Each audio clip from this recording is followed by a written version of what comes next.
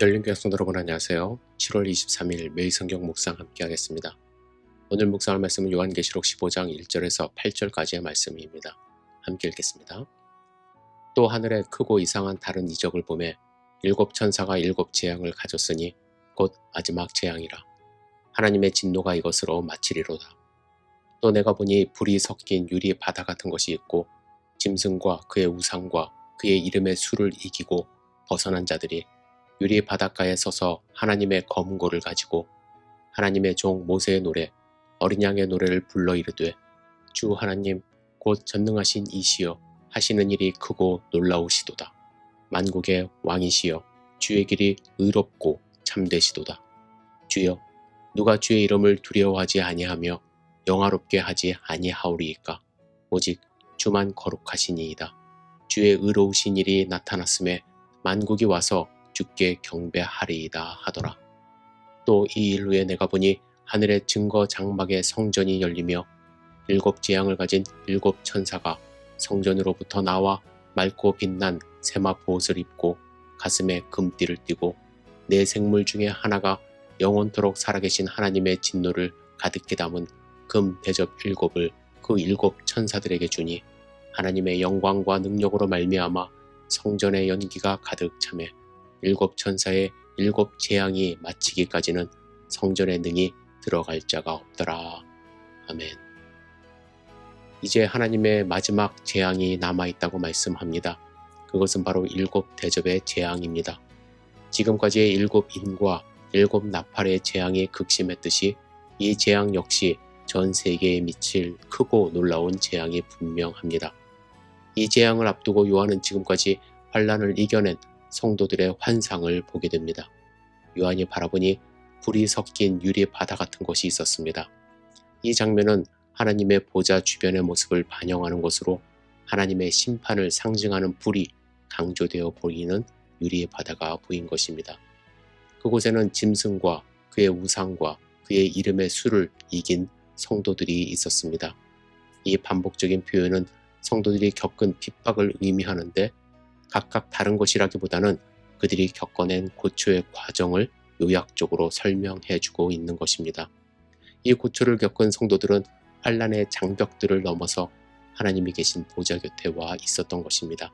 그들은 하나님의 크신 은혜와 믿음의 인내를 통하여 환난에서 승리할 수 있었으며 이제 그 은총과 능력을 찬양하기 위해 준비하고 있었습니다. 환난을 이겨낸 성도들은 유리 바닷가에 서 있습니다. 그들의 손에는 하나님의 검은고가 있었습니다. 그들은 찬양을 하고 있습니다. 그 찬양은 하나님의 종 모세의 노래 혹은 어린 양의 노래였습니다. 이 모세의 노래는 이스라엘 백성들이 하나님의 위대하신 능력으로 출애굽한 후 홍해를 건넌 해변에서 부른 노래였습니다. 그것은 구원의 노래입니다. 그리고 어린 양의 노래는 참 이스라엘인 하나님의 성도들이 그리스도의 대속으로 구원받은 것을 감격해 찬양하는 노래입니다. 물론 환난을 이겨낸 성도들이 부르는 노래가 모세의 노래를 닮은 것은 아닙니다. 그러나 그 정신에 있어서 같은 사상을 반영하고 있습니다. 그 내용은 전적으로 하나님의 능력을 높이고 인간의 구원에 대해 찬양하는 내용입니다. 노래의 시작은 주 하나님 곧 전능하신 이시여라고 하나님을 일컫고 있습니다. 하나님이 하시는 일은 크고 기이하시며 주의 길은 의롭고 참되시다고 노래를 합니다. 그리고 이 세상에 아무도 주님의 이름을 두려워하지 않을 자가 없다고 찬양합니다. 오직 주님만 거룩하시기 때문에 주의 의로우신 일이 나타났으니 만국이 와서 주님께 경배하라고 노래합니다. 이것은 바로 환난을 당한 성도들이 하나님의 능력과 은혜로 구원받은 것을 이루는 것입니다. 이러한 능력과 은총 앞에 구원받은 자들은 당연히 하나님께 경배를 드릴 것이며 심판자이신 하나님의 위엄 앞에 만민은 순종하지 않을 수 없을 것입니다. 이렇게 모든 사람들이 하나님께 순종하는 모습은 이 세상의 종말이 온 후에 궁극적으로 이루어질 일을 노래하고 있는 것이죠. 환난에서 구원받은 성도들의 찬양 모습을 본 요한에게 다음 환상이 이어 나타납니다. 그것은 증거 장막의 성전이 열리면서 보였습니다. 증거 장막의 성전이란 하늘에 있는 하나님의 성전으로 법궤가 있는 지성소를 가리킵니다. 요한이 보니 이 증거 장막의 성전인 지성소에서 7 재앙을 가진 천사들이 나왔습니다. 이렇게 7 천사들이 하나님의 지성소에서 나온 것은 그들이 하나님의 보내심을 받았다는 표시이죠.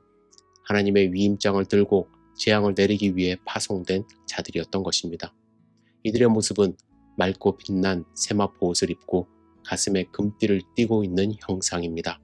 이것은 천사들의 정결함과 존귀함을 표현하는 것입니다. 7 천사들이 하나님의 성전에서 나오자 하나님의 보좌 곁에 있던 4 생물 중 하나가 세세에 계신 하나님의 진노를 가득 담은 금대접 7을 그 7 천사에게 줍니다.